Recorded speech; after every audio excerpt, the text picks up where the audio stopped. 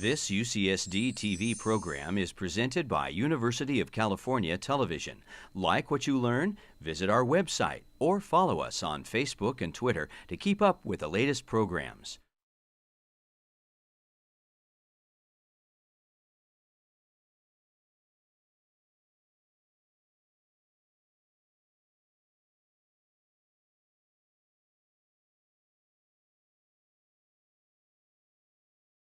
So I've taken off my disguise as birthday boy, and I stand before you as moderating a session. And I'm sure you're wondering, why do I presume to moderate a session in this? After all, there is this inherent astrophysicist problem. When I arrived at Scripps, I had the same fear that every Scripps faculty member and university administrator had. What is an astrophysicist doing at an ocean institution? And I too had the same fear, but I was thrown into the maelstrom and had to learn at least a little bit about what each of my every colleague was doing, and then try to explain it to the public and to the funding agencies. And so I learned quite a bit in a short period of time. My colleagues cooked up tutorial classes for me, and it was all okay. So, but you've probably heard about everything about my career except what has happened since I stepped down as director. And that actually was in September of '06, and that was traumatic. And it was traumatic for an interesting reason. I, by that time, was used to having an interesting person in my office every hour of the day, talking about good science. They had to. And then suddenly, it all stopped. And I had thought I was smart, but nobody wanted to talk to me anymore. And I was getting bored, and I also discovered that I couldn't sustain a consecutive thought for more than about 10 minutes. And this was a serious problem. And into this slough of despair, there stepped an opportunity which I seized. The Christ College at Cambridge invited me to become their C.P. Snow lecturer for the winter term, and it started a relationship that I've continued since, more and more regularly as time has passed, for at least a quarter. Now, C.P. Snow was a great example for me because he did both science and policy, and was noted for that and his understanding of the division between science and the humanities. So in the piece afforded me by the C.P. Snow lectureship period, I began to think, well, what should I do? And the answer was, do what you did as director, and listen to all the people around you on important issues and try to interpret them for the policy world. But this time I felt I had to cure the astrophysicist problem again and actually know more about what I was talking about than I had. I'd been winging it, and I am sure that many of my colleagues were distressed when they heard me speaking in loose terms to important people. So that this re-education process took about 3 years before I felt ready even to know enough to presume to start making contributions to the field. But one thing I knew was that you pick your right colleagues to work with. And so my coming out party was a paper that David Victor and Ramanathan and I put together. And it actually sets, in some ways, it connects up with what you just heard, and it also sets up the rest of this session. What this paper was addressing was the fact that it looked like it would be very difficult for our global society to achieve the goals of limiting climate warming to 2 degrees centigrade, and that even if you reviewed all that was happening and you undertook all the steps that you could to reduce the rate of slowing, it would be very difficult to avoid the 2-degree threshold. That is then the primary, and what we looked at was not only extrapolation of trends, but we tried to estimate what things could we do if we were determined to do that to slow the rate of climate change. And the most important thing that we could do was to look at that in addition that would offset the carbon warming that's in store for us, was to look at the other non-CO2 greenhouse gases that Ray just talked about and that Ramanathan had also worked on. And this was an advantage because they all had short lifetimes, and if you managed to actually stop those emissions, the impact on the climate would be almost within a few years. You'd measure progress, and that would be an incentive. Whereas with carbon, if we all stop breathing and stop emitting carbon, it'll still be 50 years before there's an impact on the climate. And this idea had legs, and it led to one of the few treaties that the United States has engaged in, the Climate and Clear Air Coalition, which the State Department announced in 2012. And the paper that we wrote, the version of it that we wrote for Foreign Affairs, was in President Obama's briefing book for a G8 meeting in which he tried to bring the G8 countries into the coalition, which he successfully did. So that was a pretty good debut, I thought. But the important thing was that even if we did all of that, we were in for major climate change, and that it would be much more rapid than we had, any of us had expected.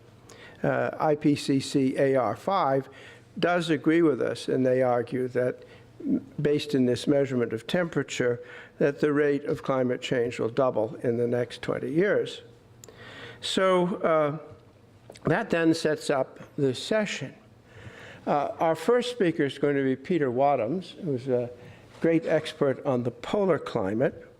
The polar climate is the cockpit of climate change for much of North America and Europe. I was an inspired guess by Milankovitch, the astronomer, years ago, that a 0.7% change in the amount of sunlight that we get from little orbital variations made a big difference to the Arctic, and that triggered the ice ages. And since then, we've realized that the Arctic played a significant role in the reaction of the Earth to climate change for external forcing. So Peter's going to talk about the fastest changing area of the Earth, the Arctic, and I know he will also, can't resist thinking about what impacts that will have on the rest of us in the lower 48. Then our second speaker will be Dan Cayan, and here I think it's worth saying that no state has done a better job of assessing the impacts of climate change than California.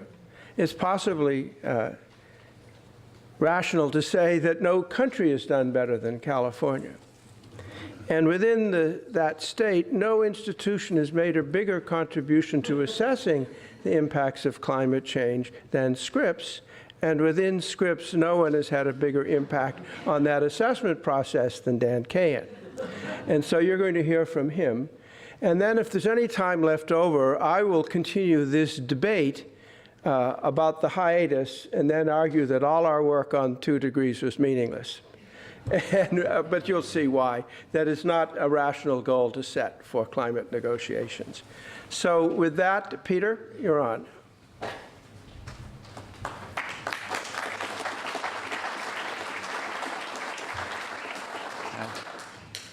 Thanks, Charlie, and happy birthday, and many thanks for inviting me here. How do I make this go?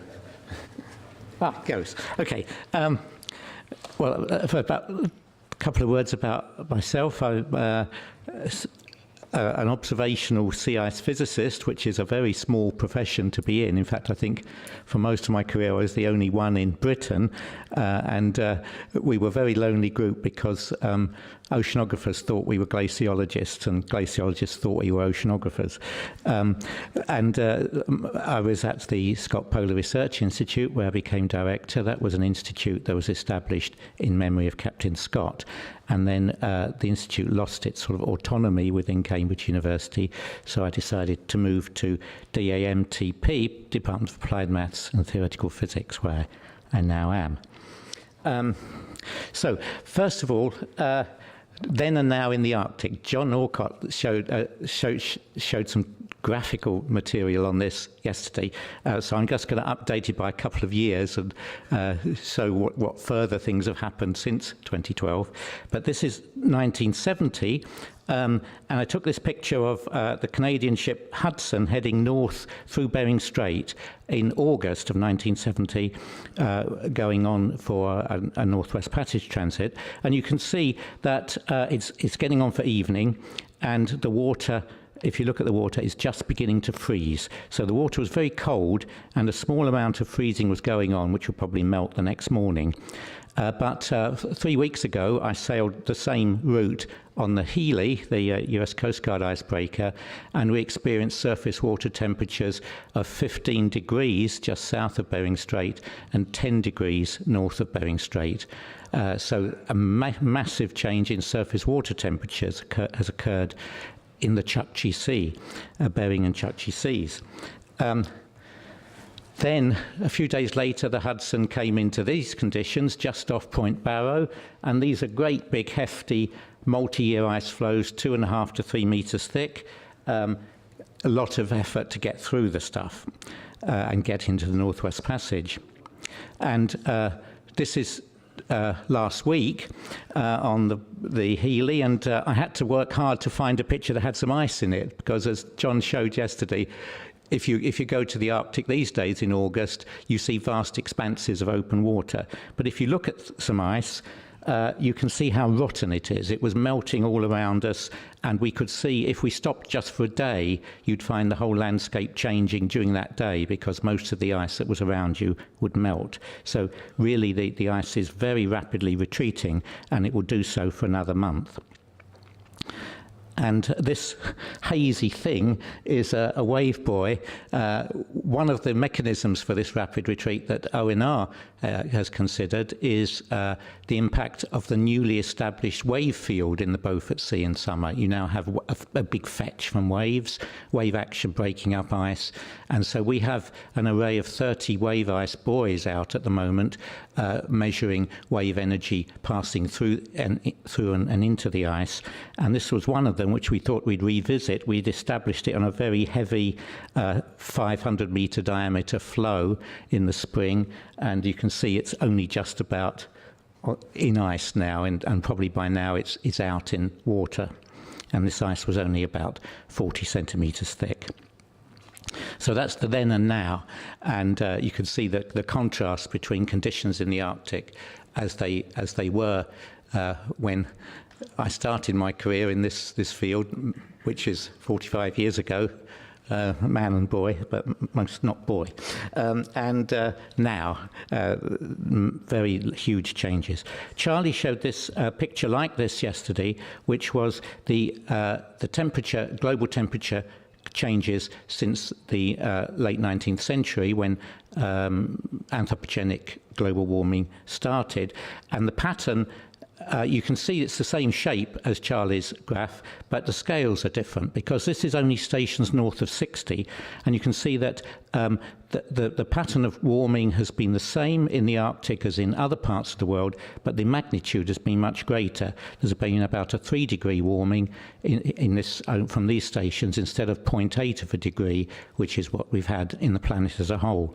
So there's an Arctic amplification been going on, and this is what's helped to drive the extreme warming and large changes in the Arctic relative to the rest of the world. And I won't explain why that amplification has happened, mainly because we're not absolutely sure. But I'll move on for lack of time. But it's there, and it's a big driver in Arctic change. As a result of these rapidly rising air temperatures, sea ice has been retreating, especially in summer. And really, the summer retreat was first detected in 1950, and that's the bottom the bottom of the graph there, the winter effect was harder to detect because the Arctic is a landlocked ocean, and in the winter the ice is there right up to the coast of the Arctic no matter what. But the summer it unglues itself from the surrounding land masses and retreats into the centre of the Arctic basin, and that's been going on since 1950, and in a roughly linear way. The pink line here shows the average summer.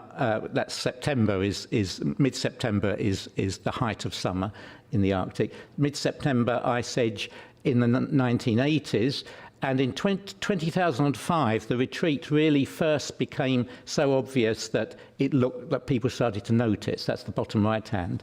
And the left hand one shows that in 2007, there was another huge chunk taken out of the Arctic, like somebody's taken a bite out of the Arctic ice, giving you a real, genuine blue sea or ocean almost over the Beaufort and Chukchi seas. So this was when people really started to take notice.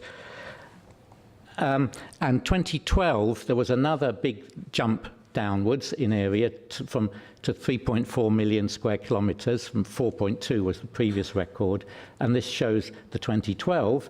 And in 2012, it could have gone a lot further, because this is a map from the University of Bremen drawn from a different satellite on the same day, mid-September, and the green and yellow here shows low concentrations of ice.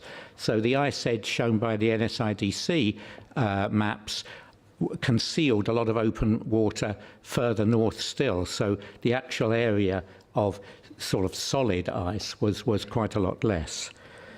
So there's been a partial recovery in the last couple of years, but we think, I think it's a wiggle on the way downwards.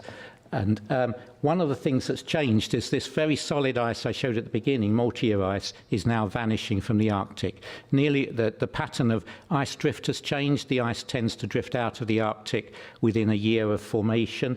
And the red here, which shows multi-year ice, has become multi-ice has gone from being dominant in the Arctic to being a threatened and endangered species. And this was last summer. The only multi-year ice that remained is this red stuff, which was a very thin band around the north coast of Ellesmere Island and Greenland, and that's the only place you'll find much multi-year ice today. This is the famous map showing the area of Arctic ice. I left off the last couple of years, compared to the IPCC models. That's the model data. The model set on the top right are all the models used in the IPCC assessments, and you can see that they're all drastically wrong. The black line there is the median of all the model predictions for September ice extent to the end of this century, showing the ice still hanging around. But the red is the reality, which got detached from models around in the 1970s. And I think there's nowhere in geophysics is there a bigger disconnect between model predictions and reality. So I just want to make a little quote here from Charlie, that was quoted yesterday from Charlie's book on convection and substorm, saying, models still cannot deal with the small time and space scales that are central to our observational experience. This is on a different topic, of course, but I think it's absolutely true of geophysical models today dealing with Arctic ice. There's processes that they don't deal with, and especially their small-scale processes, which we really need to incorporate, because at the moment nature is about 2 standard deviations away from the consensus view of models. Well, that was area. And what makes the story worse is that the area conceals the fact that the ice within that area is getting thinner. And for the last 40 years or so, I've been measuring ice thickness from submarine voyages in the Arctic with the British Navy. I've done 6 voyages of that kind, and the 6th one, this was the last one when the submarine blew up, so I stopped doing it then. And What we would do is put an upward-looking echo sounder, or in this case a multi-beam sounder, on the submarine. The multi-beam has the advantage it produces really beautiful pictures of 3D pictures of the underside, so you can see the structure of the ice bottom, pressure ridges, multi-year ice, first-year ice. The first thing we found after several voyages was that the ice was getting thinner, and I think I think it was the first paper on thinning of sea ice in the Arctic in Nature in 1990, and we compared two sets of previous voyages separated by a decade where the submarine did a grid in the sort of British submarine stomping ground between Spitsbergen and Greenland and the Pole, and we found a 15% decrease in thickness, and then extending that, and you can see how the contours go from 5, 6, 7 meters down to 4 meters, and then the top right shows today, or actually 10 years ago, is down to 2 to 3 meters in that area, a really radical loss of thickness, and that loss of thickness now is at least 50%. The average thickness of ice year-round in the Arctic is 50% less than it was 30 years ago. That's a big loss. So when you apply the loss and look at volumes of ice, that is thickness multiplied by area, you get a loss which is more than linear, and this is work that's now being done by Pyromass. That's a project at the University of Washington, which takes area measurements from satellites, thickness measurements from sonar, combines the two, and that includes a lot of US sonar measurements as well as British. And so it's now a more than linear decrease in volume. And if you look at the monthly volumes from over the last 30 years, you get these set of graphs. And the bottom one, the black one, is September. And here you can scarcely resist the temptation to extrapolate. And of course, the word extrapolate, when you use that at damped, it's the rude, obscene word you can possibly use. It's an 9-letter word, but it's like a 4-letter word. Because to mathematicians, you mustn't do this, but to physicists, why not? And if you take you take this September curve and you go down, and by 2015. It goes to 0, and that's next year. So according to this, there's no reason, because there's no process that's countervailing. There's nothing coming in that the cavalry isn't galloping to the rescue of the sea ice. Everything is pushing it to go more rapidly away, because all the feedback's act in that direction. So I still think it's going to disappear in 2015, and it's disappearing quite a lot this year. There's an El Niño coming in and they're certain to raise air temperatures during the coming year. So I still would make a tentative prediction anyway that we'll be down to a very small area of sea ice in September of next year. This was expressed graphically by Pyromass by putting it on a clock curve, and they called this the Arctic death spiral. That was Mark Suez chose this modest title, which has achieved a certain public currency, but it's showing these monthly volumes going around the clock from the 70s, and you can see how once you get to the middle of the curve of the graph, you've had it, and September is getting pretty close to the middle, and the other months are following along. So the 1 month ice-free period in September that we might get next year will quite rapidly expand into about 4 months. So there'll be the Arctic will become a seasonal ice cover like the Antarctic is now, with an ice-free summer and ice-covered the rest of the year. What are the yellow bars to your statement? Oh, huge, gigantic. So that was the introduction. I used my time up, but I wanted to say what are the feedbacks, what are the impacts of this? And I'm going to deal with 4.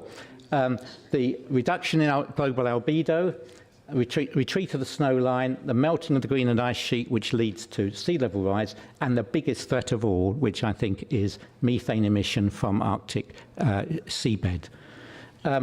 This is a paper that was originated here at Scripps and, this year, and it was estimating from the retreat what that means as far as global albedo is concerned. And the authors concluded that over the Arctic, averaged over a year, there's a 4% decrease in albedo been going on, which is equivalent to a 6.4 watt per square metre increase in radiative forcing. And that's the same, when you take it over the whole planet, that's the same as adding a quarter to the greenhouse gas forcing to the planet. So this is a feedback, but the feedback's already beginning to drive the original forcing. And I think they underestimated, because I think they should have included the snowline feedback as well. And if they include that, you're doubling this, because the snowline, the area occupied by Northern Hemisphere snow, has also gone down very radically in the regions of land around the Arctic Ocean, which are affected by the newly ice-free Arctic Ocean, which has warmer air masses moving over it. And that's given us a 6 million square kilometre negative anomaly in snow area in June, which is the time of maximum solar insolation. So the negative terrestrial snowline anomaly, which also gives you a big albedo drop from snow to tundra or snow-free surface, that's the albedo drop is the same for snow versus no snow as it is from sea ice versus water.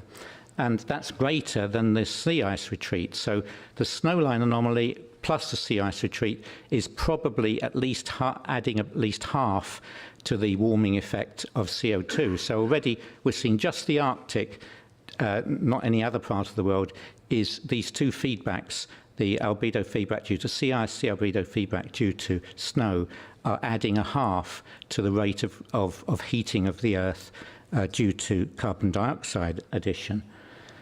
Then Greenland used to be, you used to never get any melt on the Greenland ice cap until the 1980s. Then you started to get melt around the edges, that's the left-hand picture. In 2012, for the first time, there was melt in the summer over the entire surface of the Greenland ice sheet. That meltwater goes down into the interior of the ice sheet through moulins, which are holes in the ice sheet, and helps to drive. Not only does it reduce the mass of the Greenland ice sheet, and which you can measure now from the GRACE satellite gravity mission, and as is coming out to be about 300 cubic kilometres a year, which makes it greater than the loss due to all other ice sheets combined on the planet, and greater than the addition due to warming of the ocean. So that if we look at sea level rise, we used to have two factors. One was warming of the ocean, the other was losses from subpolar glaciers, Alps, Alaska, and so on. Now we have three factors, and the third one is the biggest, which is loss from the Greenland ice sheet. So the predictions of sea level rise over the next century, which were very conservative in the case of the 2007 IPCC, only 30 centimetres or so, were increased in the 2013, but most glaciologists believe that the increasing rate of loss from the Greenland ice sheet and the beginning of observed loss from the Antarctic ice sheet will give us at least a metre, and possibly quite a lot more than a metre, during the coming century, with all the implications that has for increased rates of loss, or increased rates of storm surges, which particularly threatening low-lying areas where a lot of poor people live, like Bangladesh. So it's always the poor people that have to pay the price of global change. And finally, but worst of all perhaps, is the threat from offshore Arctic methane. The interesting about the Arctic is that it's an ocean which is 1/3 of the area is continental shelf, and that's very shallow shelf, 50 to 100 metres deep. All those light blue bits are 50 to 100 metres deep. And that's the area which the September sea ice has retreated from. So it sits in the middle of over the deep part of the Arctic Ocean. It's gone from the shelves.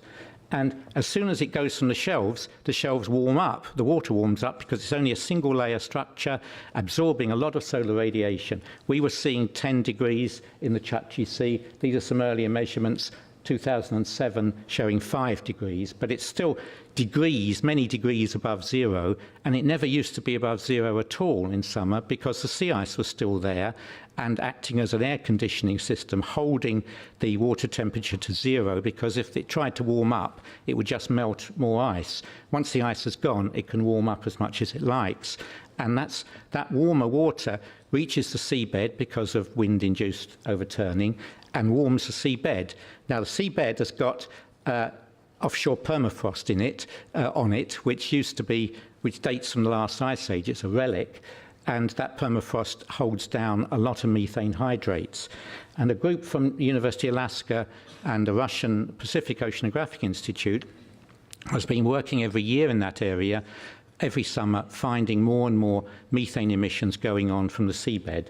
This is a sonar image from last year showing methane plumes coming up. This is some pictures taken from an ROV showing methane bubbles up against the bottom of sea ice, and here's a methane plume which the ROV was swimming through. So these are methane bubbles. The group that's doing that work estimated that there's 700 gigatons of methane sitting in those sediments in the form of methane hydrates, which turn back into methane and are released and reach the surface of the ocean because it's only 70 meters deep, so they haven't got time to dissolve en route. And they estimated of that 700, perhaps 50 gigatons would be released in the next few years at the rate of increase that's going on at the moment. So some colleagues and I in Cambridge wrote a paper last year for Nature in which we used an economic model, which was the model used by the Stern Review, which was a British government review of climate change, which used an economic integrated assessment model, and what would be the cost to the planet of a methane outbreak like this, and we came up with $50 trillion. So that kind of puts all the gains of global warming, like navigating the Northwest Passage, looking for oil and so on, it puts them into the shade because the cost is huge. And also we estimated the gain, how much warming would happen, and methane is a very powerful greenhouse gas, although it's short-lived, only perhaps 7 years, and we were getting 6 degrees, 0.6 of a degree rather, warming in the next 10 years. That's a very big boost to global warming. It more than doubles the rate, and so that would be very nasty. This has led me to make this final. This was a slide of all the things you maybe can do. But I'm going to I'm sure Charlie's going to talk about this, but this is my personal creed, which is that it's too late for lots of things. That if we want to stop this happening and stop the sort of, especially the accelerated global warming, which seems to be happening because of these processes that aren't at present being taken account of enough by IPCC, then I don't think it's enough just to reduce carbon emissions because of the residence time of carbon dioxide in the energy system, which is at least 100 years, maybe 1,000 years. There's a ratchet effect. You pull this fossil fuel out of the ground, burn it, you're warming the climate. That carbon stays in the energy system for a long time before it eventually gets incorporated in a foram and sinks to the seabed. So what we've done, we're going to have to live with, even if we stop doing it. So that's the first lesson. Second lesson is, well, can we hide it by geoengineering techniques that could in fact hold the warming if you keep applying them, but they don't stop things like acidification of the oceans because they don't stop the carbon dioxide increase. So that's not really a long-term solution. So the only solution I'm saying is here, remove CO2 from the atmosphere. And there are no easy methods, no methods that are less than impossibly expensive at the moment. But my last slide, I appeal to the wonderful ingenuity of the Americans, because I know that Americans, like Europeans, are reluctant to reduce their carbon dioxide emissions because they have to change the way they live. And this is a sort of guilt trip, and people don't like being driven on a guilt trip. But here's a challenge. Forget all this, well, don't forget it, reducing carbon dioxide, but go for a massive research effort to find a way to take carbon out of the atmosphere. So this is a challenge to American ingenuity. Well, so I'll leave you with that challenge.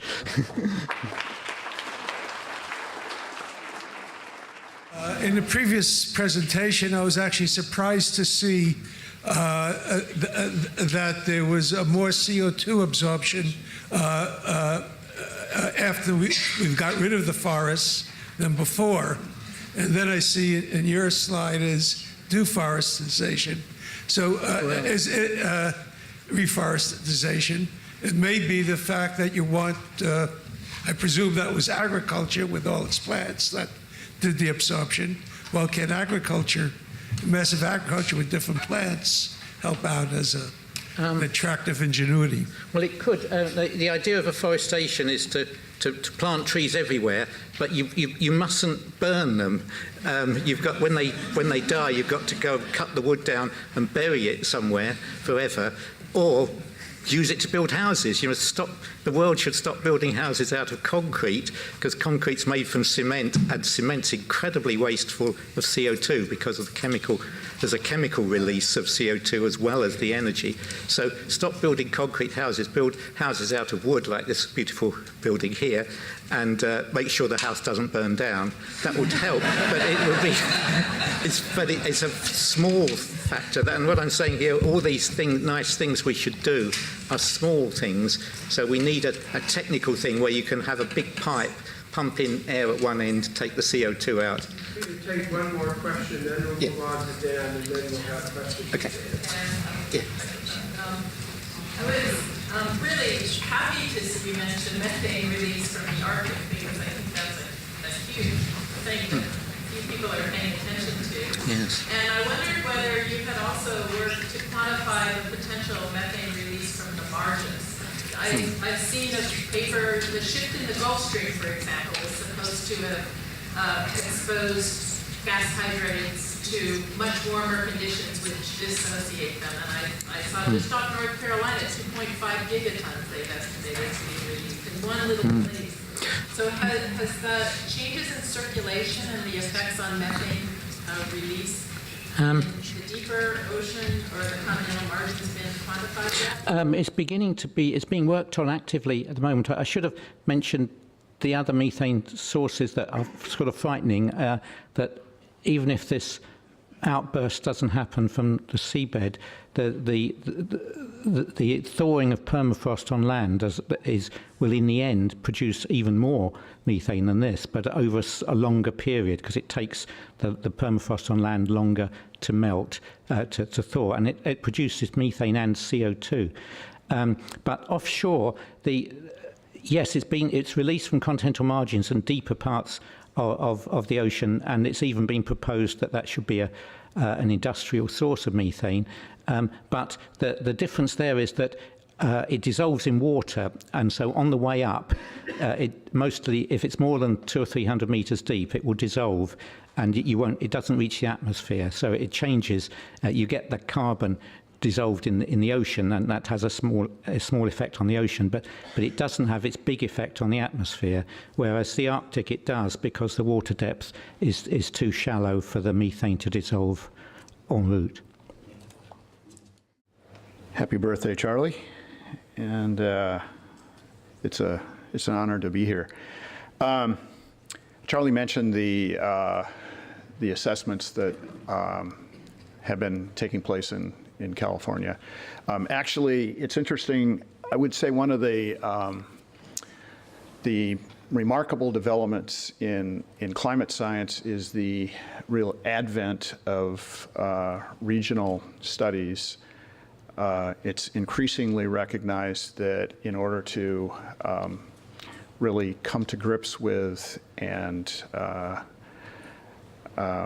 make decisions based upon climate information, we need more than global and larger scale studies. We actually need to understand our regional environments, and of course, California has been a central figure in that. And beginning in summer of 2005, when Governor Schwarzenegger announced some pretty ambitious emission targets, he also set in motion a set of state climate assessments, which ostensibly would be done every 2 years.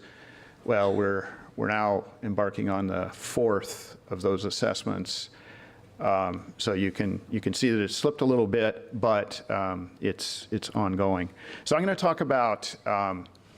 I'm not going to try to cover all of that because it's just one knows not where to start or stop. But what I wanted to talk about actually is a little bit of a California view of the snow ice theme that Peter just mentioned, and I suspect that Jeff talked about yesterday to some extent. And the idea here is to use the spring snowpack, which is harbored in mountainous regions in the state, as an index of climate change and really an index of what we are confronted with as time goes forward here. So this is a picture that my colleague Mike Dettinger put together. Mike is a USGS scientist that works here at Scripps. He's sitting in the back row there. And what he did was he took stock of the precipitation climate across the United States, and he stratified these by the temperature at which precipitation occurs. And the warm shading on this figure actually depicts areas where a lot of the precipitation in a particular year occurs in the temperature environment between freezing and not too far below freezing, so 3 Celsius below. And the idea here is that this area of the West, which shows up as green and even red, the red areas being the west slope of the Sierras and the Cascades, are areas in which there's a particular vulnerability to warming. That is, we lose snow in favor of rain. And snow is an important ingredient in our water supply here in the West because we are challenged by way of artificial reservoirs. It's really difficult, especially these days, to build a reservoir. There's a lot of environmental impacts. A lot of the prime sites have already been developed and so forth. And the other thing about snow to rain is that it becomes more of a hazard if we get precipitation as rain instead of snow. So we have a lot of runoff to contend with in a short amount of time. And consequently, this fingerprint of the sensitivity to warming is really kind of a unique part of our climate that some of the United States doesn't face.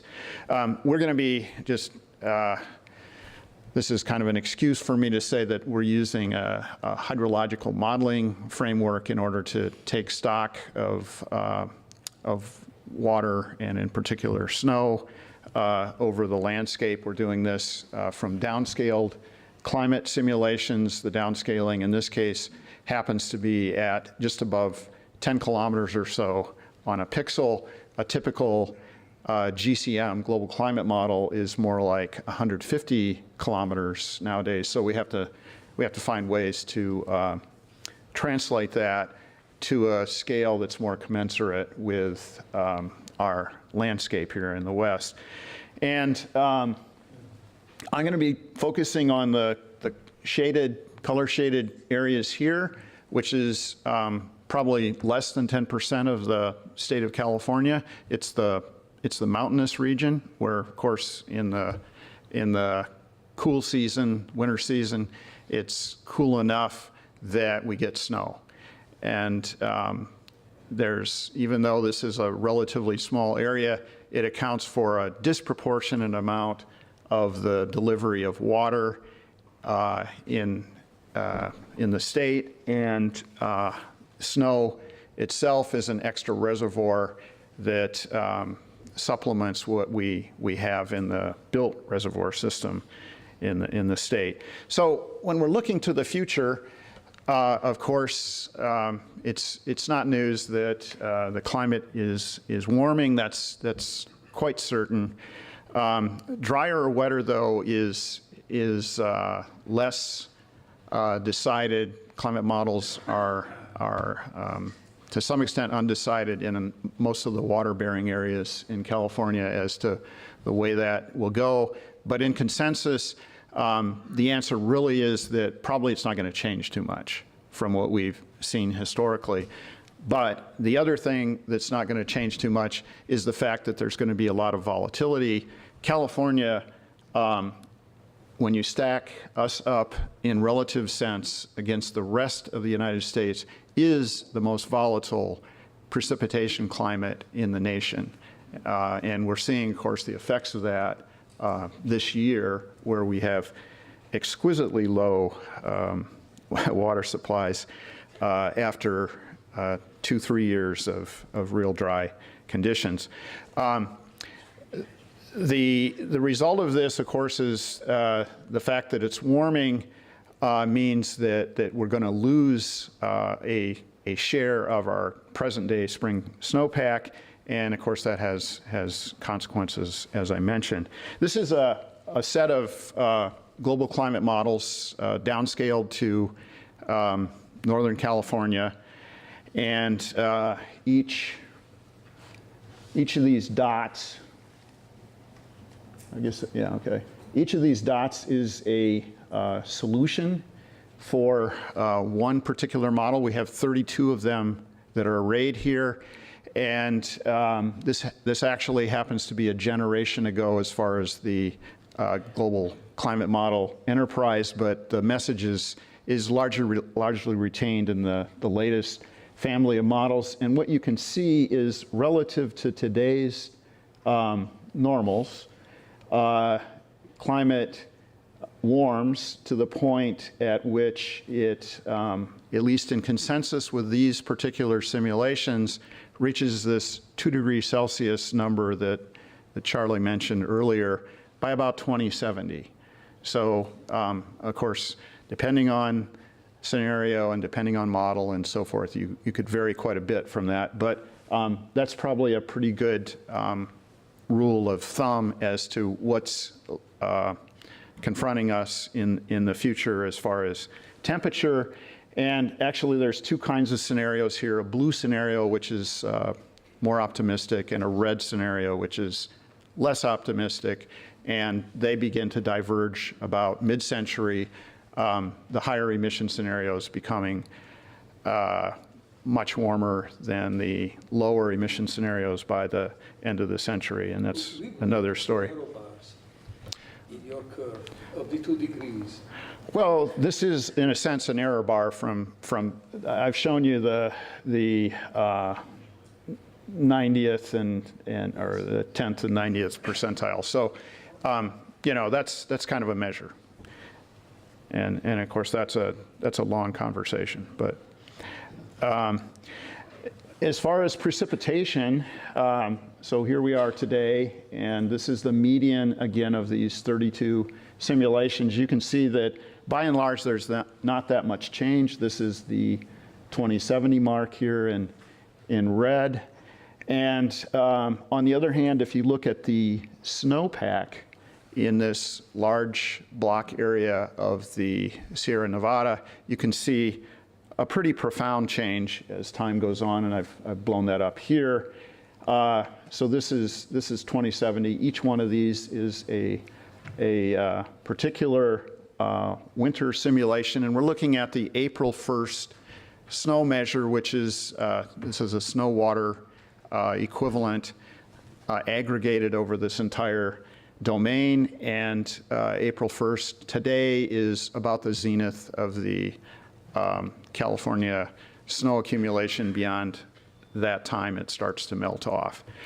So what we see is that there's a a progressive loss in the water harbored in the snowpack. Doesn't mean that we've lost water in the state. It just means that essentially it's less manageable. And by 2050, we've lost about a third of it in consensus. And by 2070, that's that 2 degrees Celsius mark, we've, by my estimate, we lost about half of today's snowpack. So this is a way of kind of visualizing this. So what I've done here is I've arrayed each April's snowpack with a dot, and I've arrayed it by the temperature and precipitation that actually occurred on a particular year. So each dot is a year, and we're looking at how those play out. This happens to be the climatological period, so this is 1961 through 1990. Fast forwarding to the first 30 years of the 21st century, this is what happens. And by the way, the color scale here is representing the amount of snow that is contained in the California snowpack. And furthermore, the dot size I've made inversely proportional to the amount of snowpack. So you can see the low snow years by the larger orange dots. And as we go forward into the 21st century, this is sort of a mid-century slice and end-of-century slice. You can see that increasingly we have years in which there's very low snow contained in this mountain environment. And it doesn't mean that there aren't years with a lot of snow. There are a few of them, but they occur more and more rarely as time goes on. And you can look at using the sample, the odds of achieving, in this case, median snow, which over the historical period is 50-50 odds. But as we go forward in time, the odds become slimmer and slimmer, so that by 2070, that's 2 degrees Celsius world, the odds of achieving median snow are probably only about 15%. On the other hand, if you look at the odds of having years which are 10th percentile or less in today's climate, that grows and grows, and by the 2 degrees Celsius mark, we're having that maybe 3 years out of 10 instead of 1 year out of 10. So we're really seeing a hydrological climate that's not informed by our experience, and that's what we are looking towards. So I want to wrap up here, and I know time is dear, and we need to get Charlie on the podium here. But as Charlie, in Charlie's era at Scripps, we started a set of these state climate assessments. Charlie has argued and made the case very strongly that we need continued and sustained assessments. Those, of course, are underpinned by observations, which are a hallmark of this institution's, diagnostic studies and process-oriented studies, and models in order to see our way forward into the future. The assessments that are ongoing have increasingly become broader as well as deeper. They're now starting to engage not only scientists but decision makers, which is a really important ingredient to make them effective. And again, there's a set of vulnerabilities in this state. The snowpack is only one of them. But as we go forward, of course, there's going to be a lot of attention paid not only to the slowly evolving features, but also to the extreme events that live amongst them. So anyway, thank you, and happy birthday, Charlie.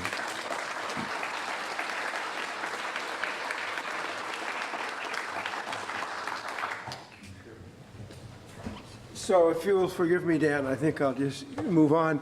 I'd just like to comment that in 2006, I believe, California passed Assembly Bill 32, which commits the state to reducing its greenhouse gas emissions in consonance, roughly, with the requirements of the Kyoto Protocol. And the very first statement in the whereas as to why California is doing this, whereas we expect to lose 90% of the snow water equivalent of the Sierra Nevada by the end of the century, and that is the result of the first California Climate Adaptation Assessment, which is proof that when you talk about adaptation, you talk about the things that people care about, and rather than inhibiting mitigation actions, it promotes them. Often the debate had been, if you tell people they can adapt, they won't do anything to mitigate. But in fact, when you tell people what's at stake, they may do something to mitigate. So I'm going to get started here if I can. Let's see. Can we move on? So I'm going to go a little bit more briefly because it turns out that this hiatus business has been a theme, and I've got a few things to add to it. And then my colleague and co-author, David Victor, will continue this discussion later. So I'm just going to raise a few questions. If the globe hasn't been warming in surface temperature, why are we experiencing so much climate change? In fact, there's a kind of triple paradox here. Well, here's a graph that was taken from the Daily Mail in 2013, and it makes the point that the global temperature in 1997 and 2012, there were variations in the machine, in the intervening area, but for 16 years the temperature remained roughly constant as measured by the global temperature. So the first paradox is, why was it constant when the CO2 concentrations were increasing? Since 1998, when this hiatus started, we've added 28% to our greenhouse gas burden. That's about 4.4 watts per square meter. But it appears that the temperature, as this measure, hasn't measured the hazard of climate change, because during this period and for the first time, the climate community was able to document that there's been an increase in extreme events, particularly clearly in data about heat waves. And then, as you have heard from Peter, why is the Arctic warming so rapidly when the global temperatures remain constant? So you've got three paradoxical issues tied together. And any physicist likes to think that paradoxes that occur simultaneously are the same paradox. And so we're going to try to take that point of view and see if we can sustain it. Now, if you take a longer perspective, that here is a long-term trend of the global temperature since the industrial era, and the hiatus is that blue arrow over there, and it started with the 1998 El Nino, which was the largest on record in the 20th century. It raised the global temperature, and then basically it stayed high for the last 16 years. And so we are experiencing a sustained period of exceptional warmth for the century, but it hasn't increased while CO2 did. So now, the global temperature is dominated by measurements of sea surface temperature, 70% of the area of the globe. So skipping over all the other attempts that people made to explain it, we finally end up with the ocean. Since it dominates the calculation of the ocean of the global temperature, we should look there first. And many people did, but not everybody. So let's just start with something that's terribly important, dominates the historical climate of California, certainly back for 4,000 or 5,000 years. And this is the El Nino-La Nina cycle. And this is a plot of the Pacific Ocean sea surface temperature on the left during a warm El Nino phase, and on the right, a La Nina phase. The complete opposite there, the Odette and Odile of climate science. And you can see that it's not so hard to get a 2-degree difference in sea surface temperature in the Pacific, which is something like 48% of the Earth's area. So whatever happens in the Pacific makes a difference to the calculation of the global temperature. So I want to tell you a little bit about how this event works, in overly simplified terms, of course. But here's a cross-section of the Pacific Ocean looking, let's say, from the slightly below the equator northward, and you've got Darwin on the left and Lima, Peru on the right, and you've got a sketch of the ocean density and temperature. And this is the La Nina phase, which is the one that we've been in for the last 16 years. Usually we alternate back and forth. There have been some slight variations, but basically the idea is that you've got cold water coming up on the east there next to Peru. It comes to the surface. The trade winds often blow towards the west as they do here, and they push the water westward, gets heated by the sun as you go, and finally it can't go any place when it gets to the warm water pool off the coast of Indonesia, and so it is finally brought beneath the surface and is subducted into the ocean where it's unavailable to warm the atmosphere. Now, the other thing this little diagram shows is actually you push the water uphill. It expands as it warms.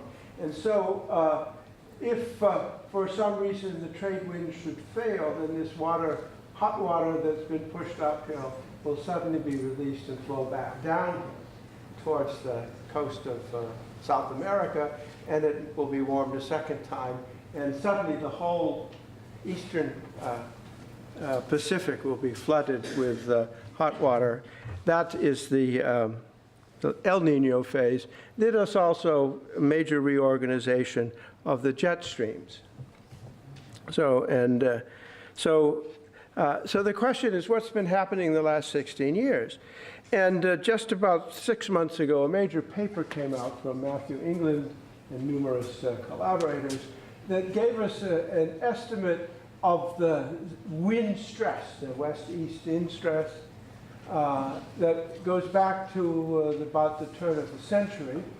And what you'll notice is that it's oscillated back and forth between El Nino phases, which is above the line, and La Nina phase below the line, except that beginning around 2000, sort of after that El Nino was over with, you see the wind stress suddenly drops down, and it drops to in the La Nina direction. So the wind stress is now twice or more what it had been during this historical period in which it's sampled. So the trade winds have been exceptionally strong and are in the La Nina sense. So do you see the water going underneath?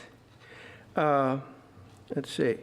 Yes, so then here's another paper that also came out within the last few months, and this is a famous paper on the ocean heat content, which is a global measure of the heat content measured by the Argo project, separated into tranches.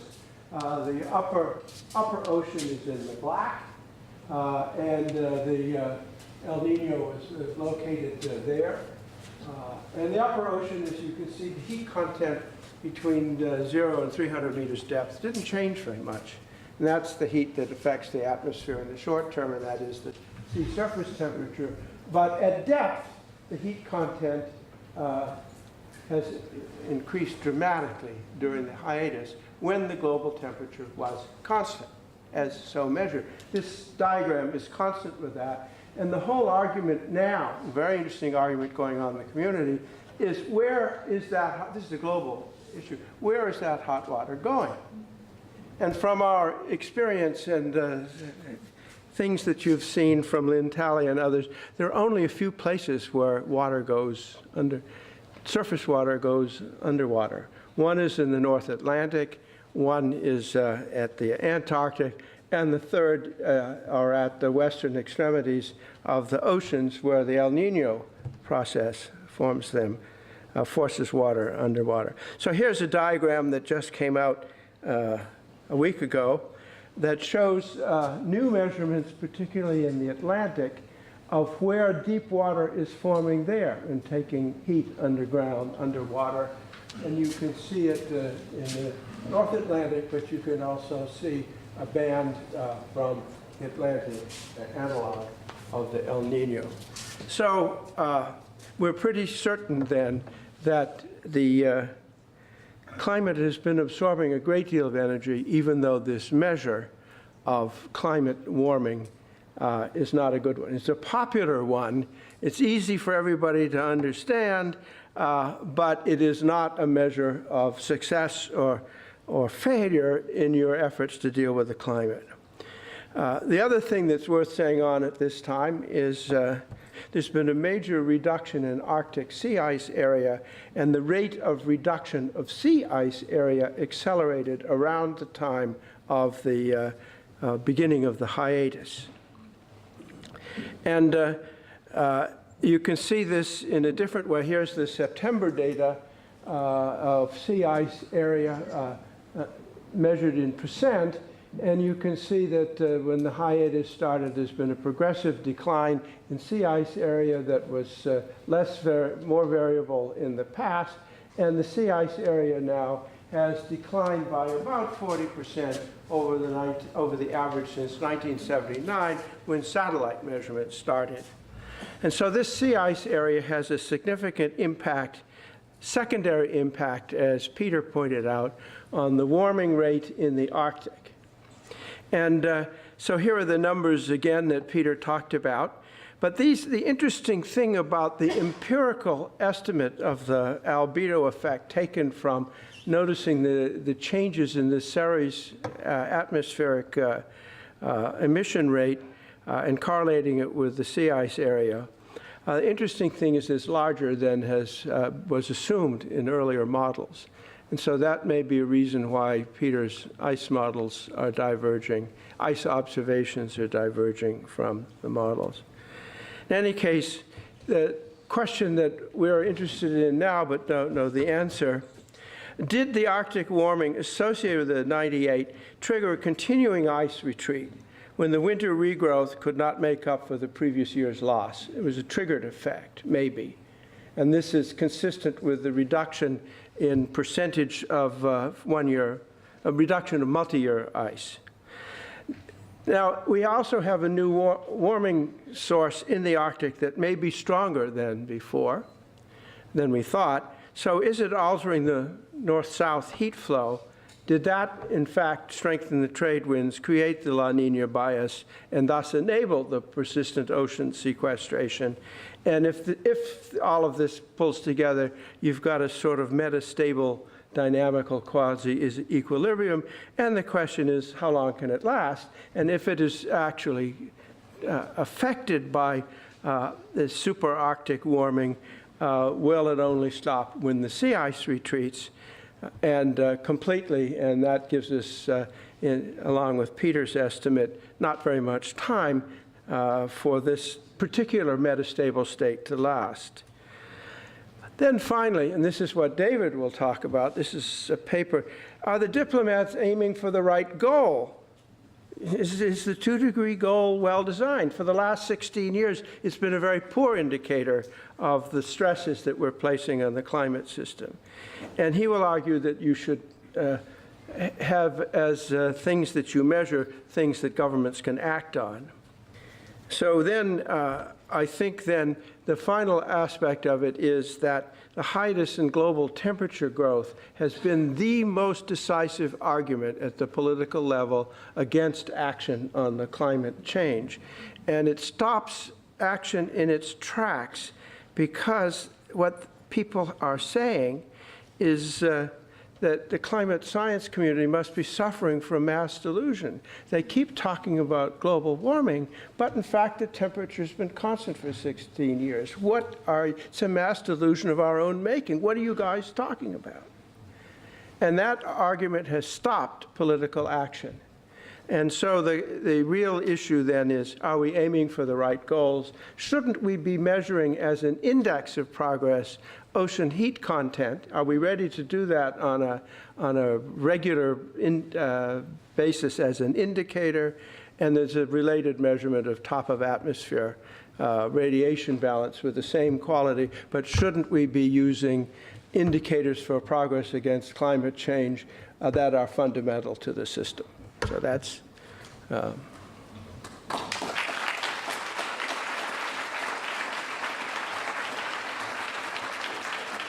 So I took more time than everybody else. I took us over by 5 minutes.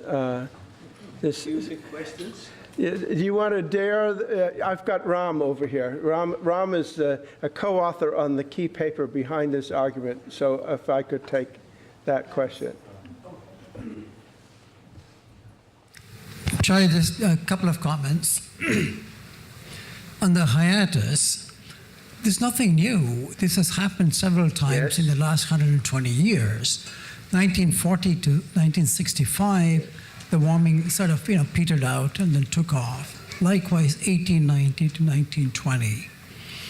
As we all know, the system is dynamic. It just is not going to go in a static way, monotonically rising. So I'm not sure why that argument is not brought up. This hiatus is nothing new. We have seen it, and the system has recovered the CO2 overwhelming. Yeah, and I think Kevin Trenberth and others did bring that up. This is a nonlinear system. It's subject to fits and starts. But I think at the public level, it looked like a sophistry. It wasn't so persuasive. The other thing that's worth saying is the last hiatus in the 40s through 70s, the IPCC have a sort of medium confidence result that it was probably due to the industrialization of North America and Europe post-Second World War, and it stopped when we learned how to control sulfur dioxide emissions from power plants, the acid rain problem. But that's not 100% supported. One quick question. I want to add another obituary to what you presented. And Peter Wadhams, there's another strange thing happening in the extratropical oceans. The storm track clouds is what keeps the whole extratropics as cold as it is now. And we published a paper 2 years ago. These storm track clouds are retreating further, letting in more sunlight reach the oceans. So there's one more thing happening in addition to the sea ice retreating. At this conference, we've heard of 3 or 4 things that are occurring during the hiatus that suggest that we're in a different metastable state of the climate. We heard from Ralph Keeling about the oxygen anomaly. The evidence of the North Atlantic subduction comes, there was a major change in the salinity of the North Atlantic Ocean beginning with the hiatus. I didn't indicate this, but along with the La Nina state, there's a basic state of the mid-latitude heat transport system, which is leading to multiple strong storms in the eastern United States and drought in the western. And this is a La Nina phenomenon that's just been persistent for long. So there's 3 or 4 indicators that suggest that the hiatus is different. And it's not clear that this is the right way to look at it, but it would certainly help if people would sort things out by looking at the climate in phases, the growth phase up to the hiatus, and then separate out the hiatus and see if we see a contrasting set of diagnostics for the climate.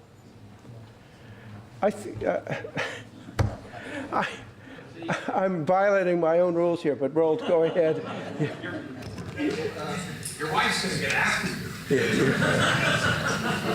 If we are going to set a new goal for diplomats, I think it's also very important to redefine the notion of tipping point. Because in the eyes of general public, tipping point kind of, has some traction compared to particular people, Yeah. So in what's happening in Russia, for example, public reacted immediately to the fact, I think that it came a couple of years ago, that Russian bear stopped hibernating. And you can see from behavior of Mr. Putin. I think with that one, we have a wonderful closing remark, and we should all go to lunch and keep on discussing this. This topic will come up later, and we can have more time to discuss it.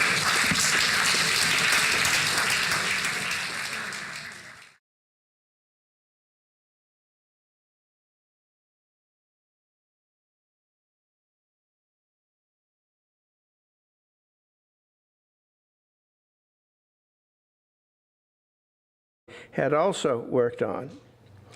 And this was an advantage because they all had short lifetimes, and if you managed to actually stop those emissions, the impact on the climate would be almost within a few years. You'd measure progress, and that would be an incentive. Whereas with carbon, if we all stop breathing and stop emitting carbon, it'll still be 50 years before there's an impact on the climate. And this idea had legs, and it led to one of the few treaties that the United States has engaged in, the Climate and Clear Air Coalition, which the State Department announced in 2012. And the paper that we wrote, the version of it that we wrote for Foreign Affairs, was in President Obama's briefing book for a G8 meeting in which he tried to bring the G8 countries into the coalition, which he successfully did. So that was a pretty good debut, I thought. But the important thing was that even if we did all of that, we were in for major climate change, and that it would be much more rapid than we had, any of us had expected. IPCC AR5 does agree with us, and they argue that based in this measurement of temperature, that the rate of climate change will double in the next 20 years. So that then sets up the session. Our first speaker is going to be Peter Wadhams, who's a great expert on the polar climate. The polar climate is the cockpit of climate change for much of North America and Europe. I was an inspired guess by Milankovitch, the astronomer, years ago, that a 0.7% change in the amount of sunlight that we get from little orbital variations made a big difference to the Arctic, and that triggered the ice ages. And since then, we've realized that the Arctic played a significant role in the reaction of the Earth to climate change for external forcing. So Peter's going to talk about the fastest changing area of the Earth, the Arctic, and I know he will also, can't resist thinking about what impacts that will have on the rest of us in the lower 48. Then our second speaker will be Dan Cayan, and here I think it's worth saying that This UCSD TV program is presented by University of California Television. Like what you learn? Visit our website or follow us on Facebook and Twitter to keep up with the latest programs.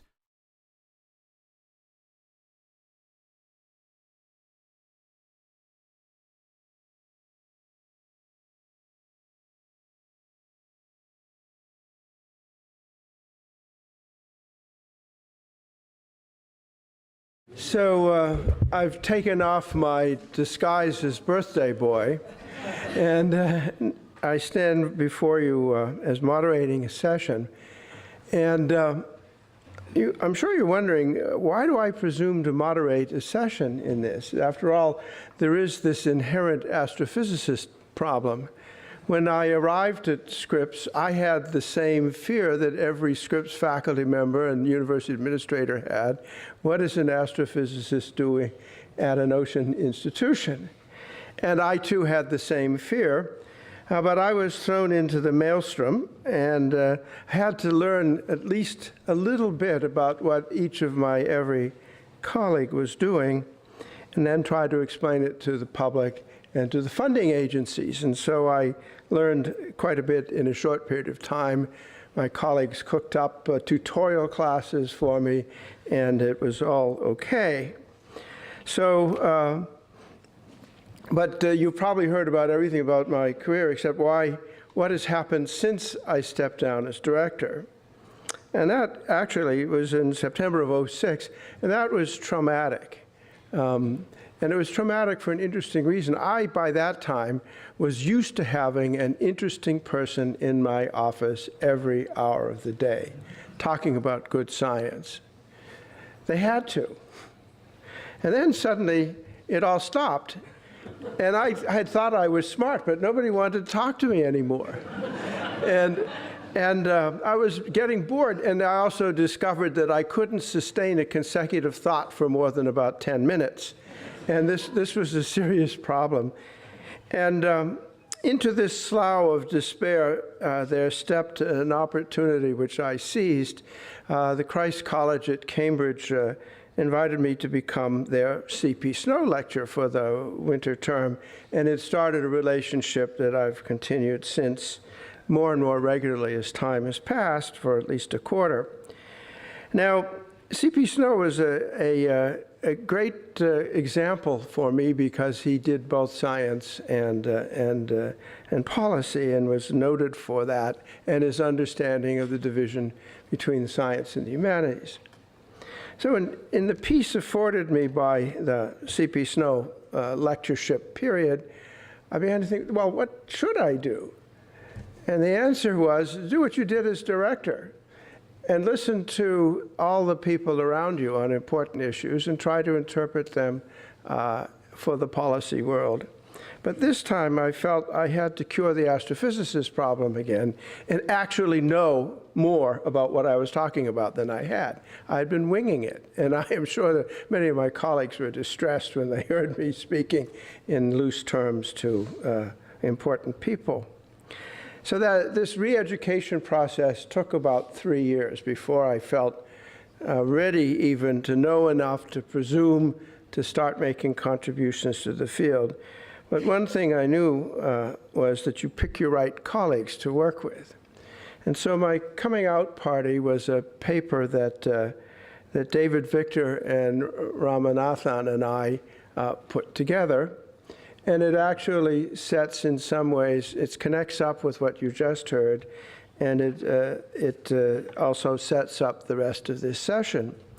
What this paper was addressing was the fact that it looked like it would be very difficult for our global society to achieve the goals of limiting climate warming to 2 degrees centigrade, and that even if you reviewed all that was happening and you undertook all the steps that you could to reduce the rate of slowing, it would be very difficult to avoid the 2-degree threshold.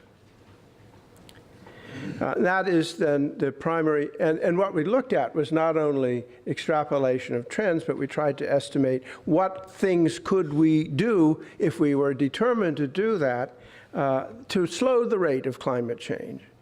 And the most important thing that we could do was to look at that in addition that would offset the carbon warming that's in store for us, was to look at the other non-CO2 greenhouse gases that Ray just talked about and that Ramanathan.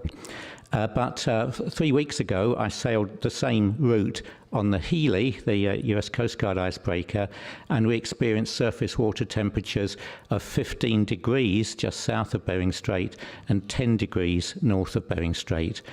So a massive change in surface water temperatures has occurred in the Chukchi Sea, Bering and Chukchi Seas. Then, a few days later, the Hudson came into these conditions just off Point Barrow, and these are great big hefty multi-year ice flows, 2.5 to 3 meters thick. A lot of effort to get through the stuff and get into the Northwest Passage. And this is last week on the Healy, and I had to work hard to find a picture that had some ice in it, because as John showed yesterday, if you go to the Arctic these days in August, you see vast expanses of open water. But if you look at some ice, you can see how rotten it is. It was melting all around us, and we could see if we stopped just for a day, you'd find the whole landscape changing during that day, because most of the ice that was around you would melt. So really the ice is very rapidly retreating, and it will do so for another month. And this hazy thing is a wave buoy. One of the mechanisms for this rapid retreat that ONR has considered is the impact of the newly established wave field in the Beaufort Sea in summer. You now have a big fetch from waves, wave action breaking up ice. And so we have an array of 30 wave ice buoys out at the moment, measuring wave energy passing through and into the ice. And this was one of them which we thought we'd revisit. We'd established it on a very heavy 500-meter diameter flow in the spring, and you can see it's only just about in ice now, and probably by now it's out in water. And this ice was only about 40 centimetres thick. So that's the then and now, and you can see the contrast between conditions in the Arctic as they were when I started my career in this field, which is 45 years ago, man and boy, but most not boy, and now very huge changes. Charlie showed this picture like this yesterday, which was the temperature, global temperature changes since. The state has done a better job of assessing the impacts of climate change than California.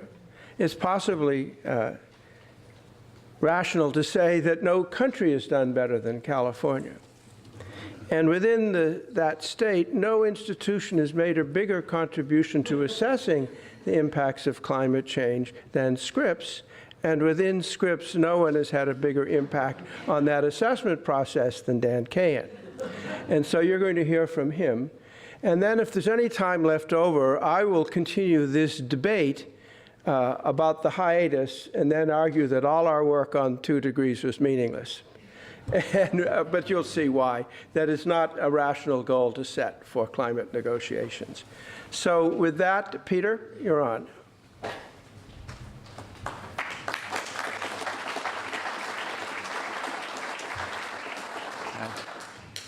Thanks, Charlie, and happy birthday, and many thanks for inviting me here. How do I make this go? It goes. Okay. Well, for about a couple of words about myself. I'm an observational sea ice physicist, which is a very small profession to be in. In fact, I think for most of my career I was the only one in Britain, and we were a very lonely group because oceanographers thought we were glaciologists and glaciologists thought we were oceanographers.